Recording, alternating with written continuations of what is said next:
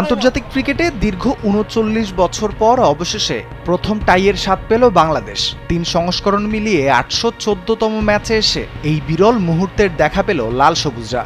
আইসিসির পূর্ণ সদস্য দেশগুলোর মধ্যে বাংলাদেশই সবার শেষে টাইয়ের অভিজ্ঞতা পেল। অথচ ২০১৭ সালে পূর্ণ সদস্য হওয়া আয়ারল্যান্ড ইতিমধ্যেই ৫ ম্যাচে টাই করেছে, আর আফগানিস্তান করেছে ৩ বার। এখন পর্যন্ত ক্রিকেটে কতগুলো ম্যাচ টাই হয়েছে চলুন জেনে নেওয়া যাক।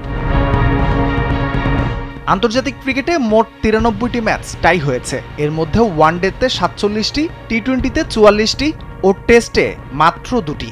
৩ সংস্করণ মিলিয়ে সবচেয়ে বেশি ১৮টি টাই করেছে ভারত। ১০টি ওয়ানডেতে, ৭টি টি-টোয়েন্টি ও ১টি টেস্ট ম্যাচ।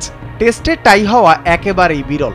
ইতিহাসে মাত্র ২টি টেস্ট ম্যাচ টাই হয়েছে। প্রথমটি ১৯৬০ সালে অস্ট্রেলিয়া ওয়েস্ট ইন্ডিজের মধ্যে, দ্বিতীয়টি ১৯৮৬ সালে চেন্নাইয়ে ভারত ও অস্ট্রেলিয়ার লড়াইয়ে।